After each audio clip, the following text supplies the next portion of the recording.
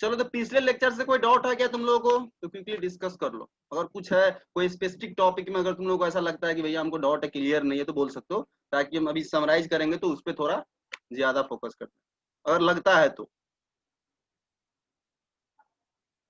कोई भी टॉपिक। मनीषा कोई टॉपिक में प्रॉब्लम है क्या इस चैप्टर के?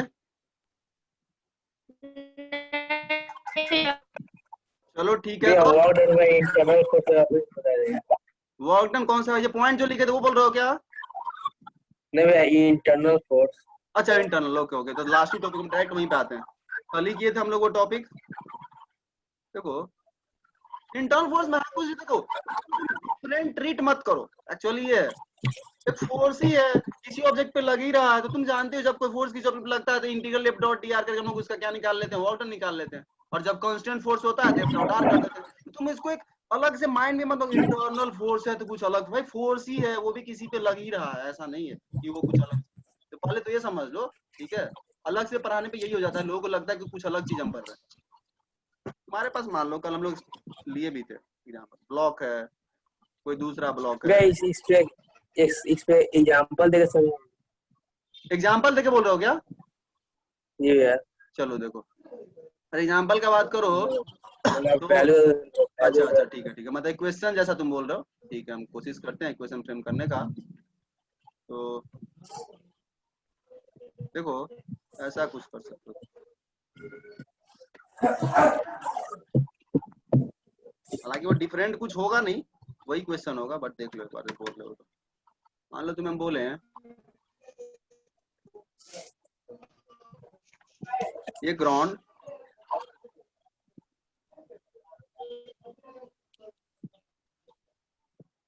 एक ब्लॉक रखा हुआ है, ठीक है, एक ब्लॉक रखा हुआ है, और मान लो ब्लॉक रखा हुआ है, ठीक है। मान लो ये तुम्हारा 1 kg का ब्लॉक है,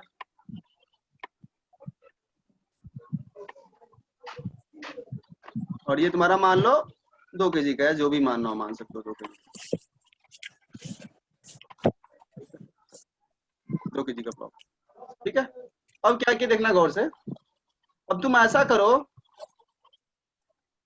कुछ ऐसा फोर्सेज लगाओ कि दोनों साथ चले, ताकि नॉर्मल इंटरनल फोर्स हो और उसका वर्क डन हमें निकालने को पूछा गया, ठीक है। मतलब ऐसा फोर्स लगाना पड़ेगा तुम्हें। तो कुछ हम ऐसा करते हैं, देखना गौर से हम क्या किए। उसके लिए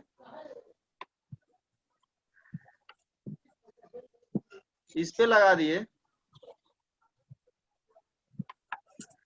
5 न्यूटन का फोर्स,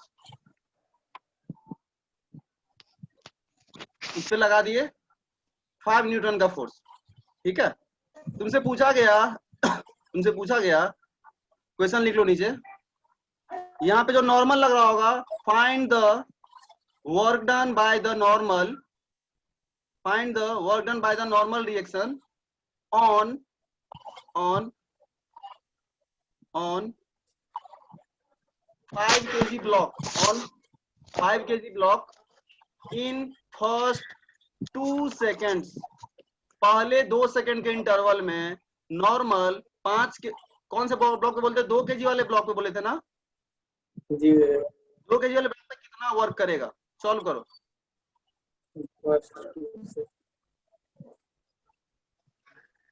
क्वेश्चन है find the work done by the normal on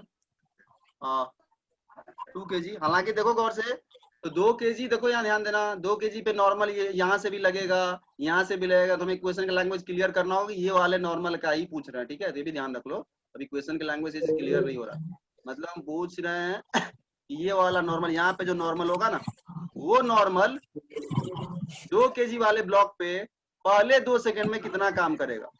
2 kg वाले ब्लॉक मतलब ये वाला नॉर्मल, यहाँ से जो नॉर्मल लगेगा, वह नॉर्मल 2 kg वाले ब्लॉक पे कितना वर्क करेगा, कितने टाइम में, फर्स्ट 2 सेकंड, 2 सेकंड में कितना वर्क करेगा वह नॉर्मल 2 kg वाले ब्लॉक पे।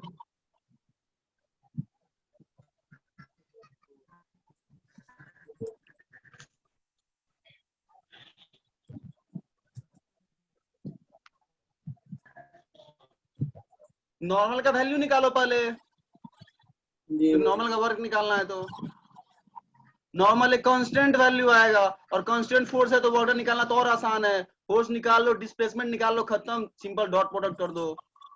हम बोलेंगे दोनों का सिस्टम लोगे तो एक्सीलरेशन आने वाला है 5/3 जी मीटर पर सेकंड स्क्वायर।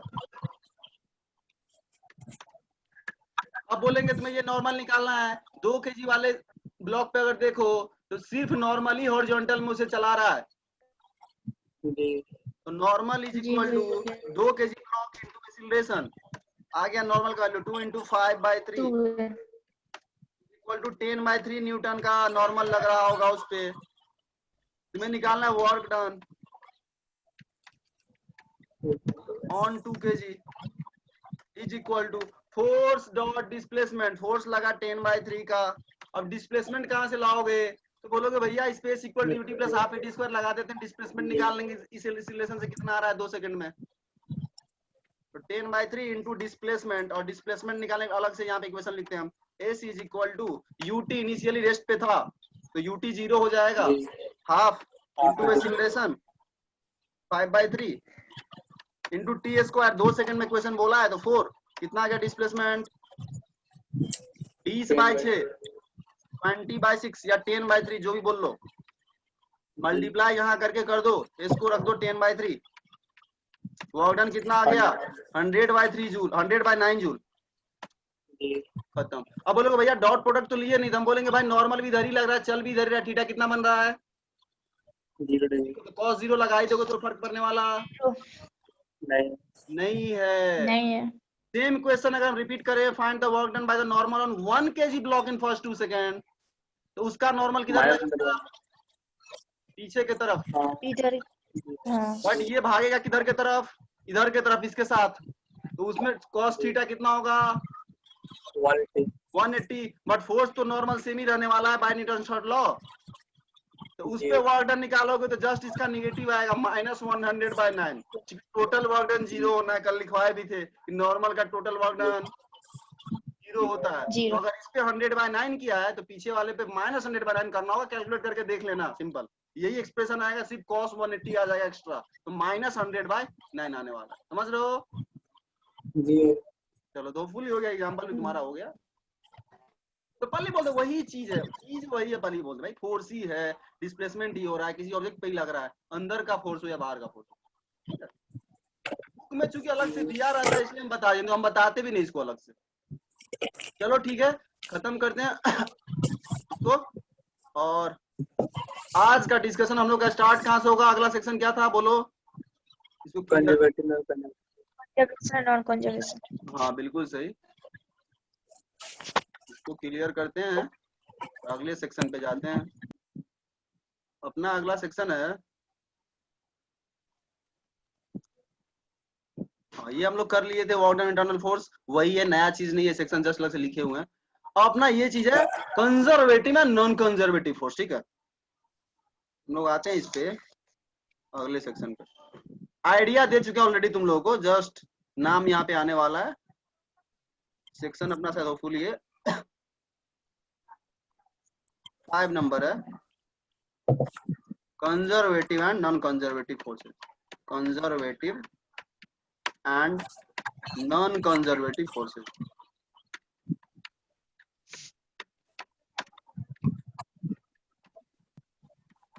चलो देखो, सबसे पहले कंजर्वेटिव की बात करते हैं।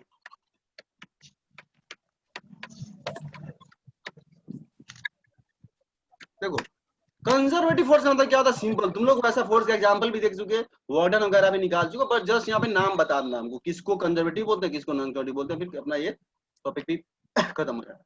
तो जो कंजर्वेटिव का मतलब क्या है, वैसा फोर्स जिसका वर्क डन पाथ पे डिपेंड ना करे उसे बोलते हैं कंजर्वेटिव फोर्स, खत्म, एक लाइन। और जिसका वर्क डन पाथ पे डिपेंड करे, अलग अलग ट्रैजेक्टरी से ले जा रहा हो तो अलग अलग वर्क आ रहा है, जैसे किए थे हम लोग एक क्वेश्चन याद है, स्ट्रेट लाइन कलम ले गए थे, पाराबोला कलम ले गए थे, बोले थे सॉल्व भी करना, तुम लोग स्ट्रेट लाइन वाला कलम सॉल्व कर दिए थे, बस पाराबोला बोलते करना खुद से घर पे, ठीक है, तो वर्क अलग आ रहा था। तो लिखो इसमें कंजर्वेटिव में, a force is said to be conservative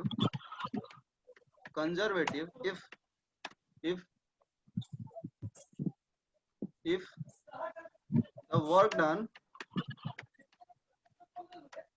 by that force is independent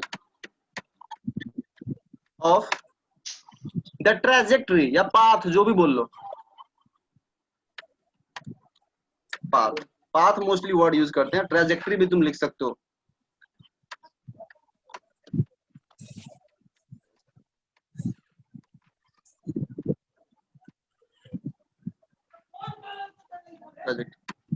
दूसरे लैंग्वेज में बोलना चाहे तो देखो क्या बोलेंगे, इसी चीज को ऐसे ही बोल सकते हो, डायग्राम पहले बना के बताते हैं, सिंपल तुम लोग समझ रहे हो, कुछ नया है नहीं। हम बोले ये मेरा इनिशियल पॉइंट, ये मेरा फाइनल पॉइंट, इनिशियल और फाइनल पॉइंट को अगर फिक्स कर दिए, अब तुम इनिशियल और फाइनल से तुम जैसे भी जाओ, ऐसे जाओ, ऐसे जाओ, ऐसे जाओ, अगर इनिशियल और फाइनल पॉइंट फिक्स है तो पाथ पे डिपेंड नहीं करेगा, वर्क डन सबके लिए सेम है। मान लो ये पहला पाथ है, ये दूसरा पाथ है और ये तीसरा पाथ है, तो कंजर्वेटिव फोर्स के लिए वर्क डन निकालोगे तो work done along first path is equal to work done along second path is equal to work done along third path. यानी सिर्फ इनिशियल और फाइनल पॉइंट पे ही डिपेंड करता, बीच में तुम कैसे गए, कौन सा रास्ता लिए, स्ट्रेट लाइन से गए, पैराबोला से गए, हाइपरबोला से गए, एलिप्स से गए, फर्क नहीं पड़ने वाला, ठीक है। साइनसोइडल फंक्शन से गए या कॉस वाला फंक्शन, कोई सा भी फंक्शन फॉलो करो, बीच में कोई फर्क नहीं पड़ता, वर्क डन सेम आने वाला है, वर्क डन सेम आने वाला है। तो फुली क्लियर हो गया होगा, ठीक है, कुछ इसमें है नहीं बताने को खास। अब चलो तुम लोग एग्जाम्पल बता दो कंजर्वेटिव का खुद से, सारा फोर्स हम लोग पढ़ लिए, एग्जाम्पल तुम लोग को देना है, सोच के एग्जाम्पल वैसा दो जिसका वर्क डन पाथ पे डिपेंड नहीं करता हो, quickly. Frictional force, frictional force, gravitational gravitational force होगा, फ्रिक्शनल फोर्स नॉन कंजर्वेटिव होता है, सारा हम लिखवाने वाले हैं अभी, बट तुम लोग गेस करो, gravitational force obviously constant forces are always conservative, लिख लो, क्योंकि उनका लिखा था स्टार्टिंग में ही, वहां पे जस्ट कंजर्वेटिव वर्ड नहीं यूज किए थे, बट बोले थे ना कि पाथ पे डिपेंड नहीं करता कंजर्वेटिव फोर्स का वर्क डन, तो लिख लो यहाँ पे जितने भी कांस्टेंट फोर्सेज होंगे सब कंजर्वेटिव होंगे, उनका वर्क डन पाथ पे डिपेंड नहीं करता। तो एग्जांपल में तो लिख लो सबसे पहले कांस्टेंट फोर्स, उसके बाद नाम लिखो स्पेशल, जैसे ग्रेविटेशनल फोर्स क्या होता है, कांस्टेंट फोर्स है, तो वो भी क्या होगा तुम्हारा, कंजर्वेटिव होगा। और बोलो, और गेस करो। स्प्रिंग फोर्स, बिल्कुल सही, क्योंकि सिर्फ initial extra square minus xf square, कल का एक्सप्रेशन देखो जाकर जो डिराइव किए थे, सिर्फ इनिशियल और फाइनल पे डिपेंड कर रहा था, तो लिखो सेकंड एग्जांपल खुद से, स्प्रिंग फोर्स। और बोलो, अभी तक मोस्टली तुम लोग यही दो यूज में लियो वीडियो वगैरह में। अगर हम बोलना चाहें तो एक ये भी होता है इलेक्ट्रोस्टैटिक फोर्स, जो चार्ज के बीच लगता है, कूलम्ब्स लॉ के Q1 Q2 by R square, hopefully इतना पता होगा, 10th में है या नहीं पता नहीं, था थोड़ा बहुत था। दो चार्जेस के बीच जो फोर्स लगता है ना, वो भी तुम्हारा कंजर्वेटिव ही होता है, सिर्फ इनिशियल और फाइनल पे डिपेंड करता है। लिख लो, तो 3 एग्जांपल बोल के लिखो क्विकली। एग्जांपल में कांस्टेंट फोर्स, सभी constant force, second gravitational force, spring force, उसके बाद ये लिख सकते हो इलेक्ट्रोस्टैटिक फोर्स जो चार्ज के बीच लगता है, हम लोग उसको नहीं पढ़े हैं, 12th में इलेक्ट्रोस्टैट पढ़ना है, चैप्टर फिजिक्स में डिटेल पढ़ना है चार्ज वगैरह के बारे में, बट अभी जस्ट लिख सकते हो। बायनेंसी फोर्स का नाम सुने होगे, 9th में पढ़े होगे आर्किमिडीज प्रिंसिपल करके। तो बायनेंसी फोर्स भी जो होता है वो कंजर्वेटिव ही होता है, रीजन ही है, सुनो गौर से, उसका रीजन बता जस्ट थोड़ा सा। ग्रेविटी का अगेंस्ट ही तो लगता है, ग्रेविटी के अगेंस्ट ही तो लगता है, तो ग्रेविटी जैसा ही उसका भी नेचर होता है, वो भी कंजर्वेटिव ही होता है। चलो, तो बायनेंसी भी लिख सकते हो, तो तुमको 3-4 एग्जांपल हम लिखवा दिए कंजर्वेटिव का, ठीक है। अब इसके बाद डालो हेडिंग कॉपी में नॉन कंजर्वेटिव फोर्स, हम इसी पे चेंज करेंगे, ठीक है। नॉन कंजर्वेटिव फोर्स लिखो और जस्ट लिख लो कि work done by that force is dependent on the path पे डिपेंड करे, जस्ट हम चेंज इसी में करेंगे। एग्जाम्पल लिख लेना तुम लोग, ऐसा नहीं हो कि भूल जाना, ठीक है। डिपेंडेंट, ये तुम्हारा डिपेंडेंट हो जाएगा और यहाँ पे ऑन हो जाएगा, डिपेंडेंट ऑन द पाथ और ट्रैजेक्टरी। तो इस केस में क्या होगा, W1 और W2 W3 का कोई श्योर नहीं है, हो सकता है कि वो अलग अलग आ जाए, हो सकता है कि वो अलग अलग आ जाए। अब ये ध्यान रखना, ये ध्यान रखना, फोर्स नॉन कंजर्वेटिव हो सकता है कि दो पाथ के अलोंग वर्क सेम आ जाए, पॉसिबिलिटी है, बट इसका तुम कंजर्वेटिव मत बोल देना। सारे पाथ के अलोंग सेम आएगा तब कंजर्वेटिव बोलेंगे, ऐसा नहीं कि 10 पाथ लिए, दो पाथ के अलोंग सेम आ गया और बाकी सब पे लगा तो हम बोल रहे हैं दो पाथ अलोंग सेम आ गया तो कंजर्वेटिव। नहीं नहीं, कंजर्वेटिव बोलता है हर पाथ के अलोंग सेम आना चाहिए। मान लो कोई बोले तुमसे तुम्हारे पास फोर्स ऐसा है कि W1 is equal to W2 but not equal to W3 है, तो तुम क्या बोलोगे, कंजर्वेटिव या non conservative? Non conservative. Unconservative. हर जगह इक्वालिटी होना चाहिए तब बोलोगे कंजर्वेटिव। तो लिख लो, ठीक है, और ये वाला लिख लो और एग्जांपल तुम लोग अब गेस करो। एग्जांपल ऑब्वियसली देखो, जनरली ये सब फोर्सेस होता है क्या, नॉन कंजर्वेटिव फील्ड से समझो तो वो सब फोर्स ऐसा होता है कि होगा क्या ना, तुम्हारा सिस्टम के एनर्जी को कंज्यूम करके और किसी दूसरे फॉर्म में कन्वर्ट करेगा। फ्रिक्शन जहां भी लगता है क्या होता है, सिस्टम का एनर्जी कम होता है और वो हीट गर्म होने लगता है, हीट में कन्वर्ट हो जाता है। इस तरह का एयर का फ्रिक्शन, एयर ड्रैग, ये सब ना सिस्टम के एनर्जी को दूसरे फॉर्म में कन्वर्ट कर देता है। बट कंजर्वेटिव का क्या है, कंजर्वेटिव का थोड़ा सा, हालांकि आगे हम लोग पोटेंशियल एनर्जी पढ़ने वाले हैं तो आप डिटेल बताएंगे, बस थोड़ा जस्ट यहाँ आइडिया दे रहे हैं। ग्रेविटी का क्या, सुनो गौर से, होता क्या है, कोई बॉल को तुम फेंके, जैसे जैसे ऊपर जाता है पोटेंशियल एनर्जी उसका क्या होता है, हालांकि थोड़ा सा तुम जानते होगे, जस्ट यहाँ बता है, बढ़ता है पोटेंशियल एनर्जी बढ़ता है, बट काइनेटिक एनर्जी क्या हो रहा है, घट रहा है। वो क्या ना, मतलब सिस्टम का total energy potential plus kinetic same है, जस्ट वो मतलब सिस्टम का एनर्जी कहीं और हीट वगैरह में नहीं बर्बाद हो गया। तो इसलिए बोलते हैं कंजर्वेटिव फोर्स क्या करता है, कंजर्वेटिव फोर्स का जो वर्णन होता है वो रिकवरेबल होता है, रिकवर हो जाता है, ये घटा तो दूसरा बढ़ा। नॉन कंजर्वेटिव क्या, वो वर्क करके सीधा सीधा अपना सिस्टम का एनर्जी ही खत्म कर देता है, हीट में कन्वर्ट कर दिया, फ्रिक्शन वगैरह, तुम वापस रिकवर नहीं कर सकते सिस्टम की एनर्जी को, वो जो हो गया, जो चला गया वो चला गया। बट कंजर्वेटिव में क्या, इसलिए कंजर्वेटिव फोर्सेज के लिए ही हम लोग पोटेंशियल एनर्जी का आइडिया डिफाइन कर पाते हैं, जब पढ़ाएंगे तो डिटेल में बताएंगे, जस्ट अभी यहाँ थोड़ा सा बोल दिए, ठीक है। तो लिख लो, डेफिनेशन में जस्ट फोकस करो, नॉन कंजर्वेटिव में लिख लो, डेफिनेशन लिख लिए, एग्जांपल में लिखो फ्रिक्शनल फोर्स, सबसे पहला फ्रिक्शनल फोर्स, एयर फ्रिक्शन वगैरह बोलो, एयर रेसिस्टेंस, एयर ड्रैग, जो भी बोल लो, ये सब तुम्हारा नॉन कंजर्वेटिव में आता है, नॉन कंजर्वेटिव में आता है। जो जहां पे तुम्हारा रेसिस्टेंस टाइप का चीज है ना, जो अपोज के सेंस में कुछ हो, इलेक्ट्रिक करंट में रेसिस्टेंस वगैरह होता है, उस सब का वर्क निकालोगे, वो सब भी नॉन कंजर्वेटिव ही आएगा, रेसिस्टेंस वाला। हालांकि तुम्हें यहाँ पे मैकेनिक्स बहुत ज्यादा इंपॉर्टेंट नहीं है, वो जस्ट बोल दिए, रेसिस्टेंस जैसा जो फोर्स रेसिस्ट करे, ठीक है, तो वो नॉन कंजर्वेटिव फोर्स होता है। तो फुल डेफिनेशन क्लियर हो गया, और तुम्हारे लिए जरूरी भी इतना ही है, ठीक है, जरूरी भी इतना ही है, पहले बोल देते हैं। बट अब तुमको क्या बोलना है वो देखो गौर से, दूसरा पार्ट जो है इसमें, दूसरा पार्ट जो इसका, जो तुम्हारे सिलेबस में डायरेक्टली नहीं है, मैथमेटिकल पार्ट है। तुम्हारे पास हम एग्जांपल लिखवा दिए, ग्रेविटेशन ये होता है, बट हम तुम्हें एफ का फंक्शन देके अगर पूछ लें, एक्सप्रेशन देके पूछ ले, कंजर्वेटिव या नॉन कंजर्वेटिव है, फिर तुम इतना आसानी से नहीं बोल पाओगे कंजर्वेटिव या नॉन कंजर्वेटिव है। तो वो थोड़ा सा हो जाता है मैथमेटिकल क्वेश्चन। सिंपल ले ले बोले तो तुमको हम क्या बोलेंगे, इंटीग्रेट करो, हम लोग किए थे क्लास में क्वेश्चन, इंटीग्रेट करने की कोशिश करो, और इंटीग्रेट बिना पाथ का कर पाते हो, मैथमेटिकल वाला क्वेश्चन बोल रहे हैं, अगर उस तरह का एक्सप्रेशन देके आ जाए एग्जाम में, तो बिना पाथ का इंटीग्रेट कर पाते हो, इसका मतलब पाथ पे डिपेंड नहीं कर रहा, तो कौन सा फोर्स है, कंजर्वेटिव।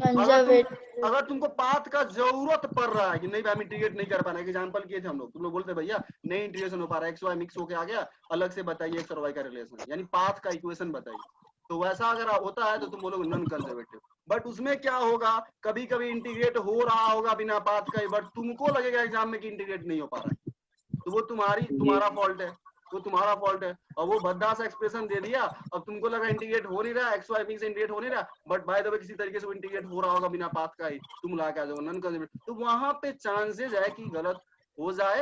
हालांकि डायरेक्टली मैथमेटिकल एक्सप्रेशन पे क्वेश्चन आया नहीं है, जी एडवांस में भी एक बार आए हुए 2013 या 14 में भी, तो बेसिक से हमारे को क्वेश्चन हो रहा था, लेकिन थोड़ा ज्यादा सोचना पड़ रहा था। मैथमेटिक्स वाला पार्ट अगर पता हो तो वो क्वेश्चन बहुत आसानी से कोई बच्चा कर सकता है। तो मैथमेटिक्स जो उसमें इन्वॉल्व होगा वो डायरेक्टली +2 लेवल के मैथमेटिक्स में नहीं है, पर ही बोल देते हैं नहीं है, डिफरेंशिएशन है, बट वो पार्शियल डिफरेंशिएशन है, हालांकि आसान है, समझना चाहो तो समझ सकते हो, तो वो हम अब भी नहीं करेंगे, ठीक है। तुम्हारा जो सिलेबस का पोर्शन है वो हो गया, वो एक्सेप्शनल केस हो गया, उस तरीके का क्वेश्चन अगर पूछे तो, ठीक है। तो कभी अलग से हम लोग डील कर लेंगे किसी लेक्चर में, अगर कभी अपना वैसा होगा तो। बट जस्ट तुम लोग को बता दिए कि वो अभी एक स्कोप है क्वेश्चन को ले जाने का, ठीक है। और ले जा सकता है, ये नहीं बोल रहे ले जाएगा ही, जे एडवांस खास करके बोल रहे हैं, वो कर सकता है, जो प्रोफेसर लोग कभी कभी ऐसा करते हैं, ठीक है, तो ऐसा कर सकता है वो लोग, पर रेयर है, चांस कम है। चलो तो होपफुली अपना ये कंजर्वेटिव करंट भी कंप्लीट हो गया, ठीक है। अब जस्ट अगर इसमें लिखना चाहो तो मतलब ये बना कर लिख सकते हो, differences between conservative and non conservative forces, 2 column बनाओ, पॉइंट्स वगैरह लिखना। कंजर्वेटिव में बोलना गौर से, हम बोल रहे हैं पॉइंट, तुम लोग को बताना है ट्रू है या फॉल्स है। कंजर्वेटिव फोर्स के लिए हम तुमसे बोले, इसको पहले क्लियर कर देते हैं, ये पॉइंट लिखा हुआ मिलेगा तुम्हें बुक में, इसलिए बोल रहे हैं। तुमसे हम बोले फोर्स किसी ऑब्जेक्ट पे कंजर्वेटिव लग रहा है, तुम्हें गिवन है,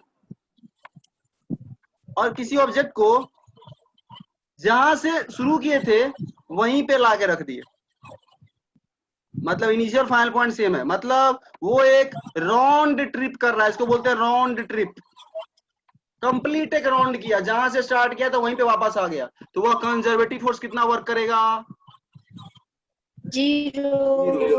तो ये पॉइंट है, the work done by conservative force in A round trip is always 0। लिख लो, डायग्राम बना के लिख लो। तो यही सब जो हम तुमको बोल रहे हैं कॉलम बनाने को, बुक्स वगैरह में देखना, यही सब कॉलम बना के लिखा हुआ होगा। कंजर्वेटिव पाथ इंडिपेंडेंट होता है, वो डिपेंडेंट होता है, राउंड ट्रिप में वर्क डन 0 होगा, वो वर्क डन 0 नहीं होगा। लिख लो, कंजर्वेटिव में the work done by conservative force in A round trip, या इन ए क्लोज्ड पाथ भी बोला जाता है, ध्यान रखना। एक क्लोज पाथ में, अब वो क्लोज पाथ सर्कल ही का कोई जरूरी नहीं है, टेढ़ा मेरा क्लोज हो जाए, ठीक है। तो वर्क डन नॉन कंजर्वेटिव का 0, सॉरी कंजर्वेटिव का 0 होगा, नॉन कंजर्वेटिव का कुछ 0 नहीं भी हो सकता, may not be 0, non conservative का। अब बोलो जस्ट थोड़ा सा जस्टिफिकेशन दो तुम लोग, कंजर्वेटिव के लिए हम लोग राउंड ट्रिप लगाए तो क्यों वर्क डन 0 आया?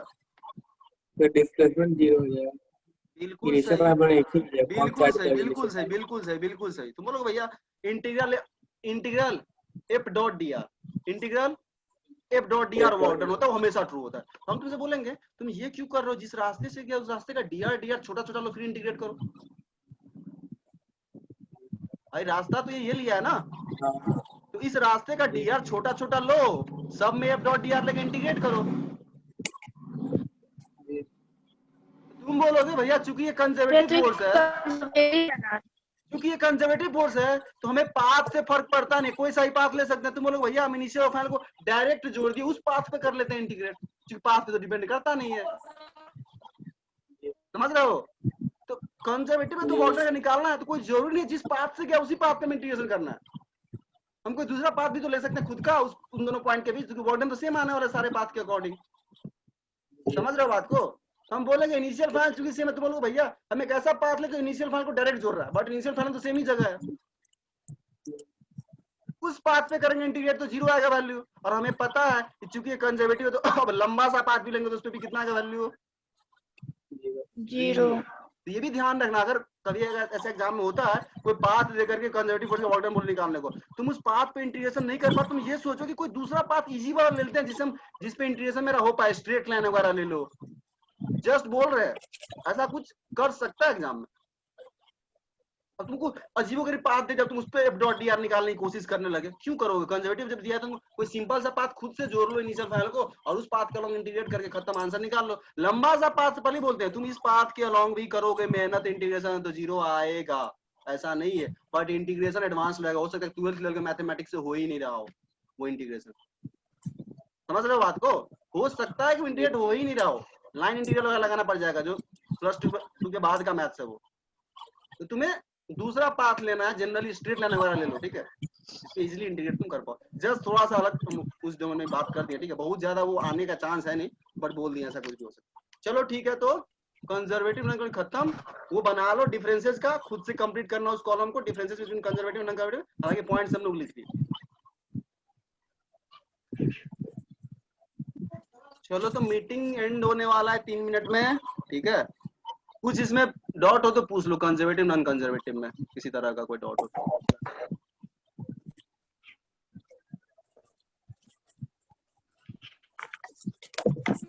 हालांकि इसमें पूछा है नहीं, तो बोले थे ना हम लोग, एग्जाम्पल भी पहले कर लिए थे, पाथ डिपेंडेंट इंडिपेंडेंट बार बार बोल रहे थे, ये वर्ड नहीं यूज कर रहे थे कंजर्वेटिव और नॉन कंजर्वेटिव। तो अपना प्लेटफॉर्म पहले ही बन चुका था इस सेक्शन के लिए, बोल दिए थे पहले, ठीक है। चलो तो एंड करते हैं, वापस हम लिंक जनरेट करेंगे, थोड़ा सा अगला सेक्शन को टच करने वाले हैं, ठीक है। जो अपना अगला सेक्शन है काइनेटिक एनर्जी। मैं conservative for the frame independent हो गया। फ्रेम नहीं, कंजर्वेटिव फोर्स क्यों बोलो, वर्क डन बोलना, कंजर्वेटिव फोर्स का वर्क डन। वागडा में कंजर्वेटिव फोर्स नहीं नहीं नहीं नहीं नहीं, ऐसा ऐसा ऐसा नहीं बोलेंगे, ऐसा नहीं बोलेंगे, ऐसा नहीं बोलेंगे, ये नहीं बोल सकते, ये नहीं बोल सकते। तुमको कोई लॉजिक दिखता है तो बोलो हाँ इस लॉजिक से हमें दिख रहा, डायरेक्ट नहीं बोल सकते। फ्रेम इंडिपेंडेंट, पाथ इंडिपेंडेंट होने का मतलब ये थोड़ी ना होता है कि फ्रेम इंडिपेंडेंट ही होगा। तुम ये सोचो, फ्रेम चेंज करोगे तो पार्टिकल का ट्रैजेक्टरी तुमको दूसरा दिखने लगेगा। वर्क डन पाथ इंडिपेंडेंट नहीं बोल सकते हो कंजर्वेटिव का, किसी का भी। कंजर्वेटिव यानी का वर्क डन तुम पाथ इंडिपेंडेंट नहीं बोल सकते, सॉरी पाथ बोल रहे हैं यार, फ्रेम इंडिपेंडेंट नहीं बोल सकते। पाथ इंडिपेंडेंट तो बोल ही सकते हो कंजर्वेटिव का, फ्रेम इंडिपेंडेंट नहीं बोल सकते, कोई जरूरी नहीं। फ्रेम का बात ये, फ्रेम और पाथ में डिफरेंस है ना, फ्रेम और पाथ में डिफरेंस। फोर्स चेंज नहीं होगा, फोर्स चेंज नहीं होगा, लेकिन तुम्हारा क्या होगा, फ्रेम चेंज करोगे तो होगा क्या, बोलो, डिस्प्लेसमेंट ही तुम्हें डिफरेंट दिखने लगेगा ना यार। सिंपल ही एग्जांपल लो, हम लोग किए भी थे, हम सिंपल ही बोल रहे हैं। कंजर्वेटिव एग्जांपल ले लो, कोई सिंपल सा कोई कांस्टेंट फोर्स ले लो, जैसे अभी हम लोग किए थे, नॉर्मल वाला क्वेश्चन किए थे, ऊपर देख लो, और एक क्लियर नहीं हुआ तो नॉर्मल वाला क्वेश्चन किए थे, नॉर्मल इनटू डिस्प्लेसमेंट जो तुम निकाले था half eighty square, ground frame का हाफ एटी स्क्वायर था ना, कोई दूसरे फ्रेम में बोले तो हाफ एटी स्क्वायर चेंज होता है, एक्सीलरेशन चेंज होता है, रिलेटिव एक्सीलरेशन चेंज होता है, तो half eighty square displacement change होता, और वह चेंज होता तो फोर्स इनटू डिस्प्लेसमेंट करते तो फोर्स वही रहता, बट डिस्प्लेसमेंट तो वर्क डन चेंज हो जाता। तो इसलिए पाथ इंडिपेंडेंसी को तुम फ्रेम इंडिपेंडेंसी से डायरेक्टली रिलेट मत करो। चलो ठीक है, मीटिंग एंड करते हैं, वापस से लिंक जनरेट करते हैं।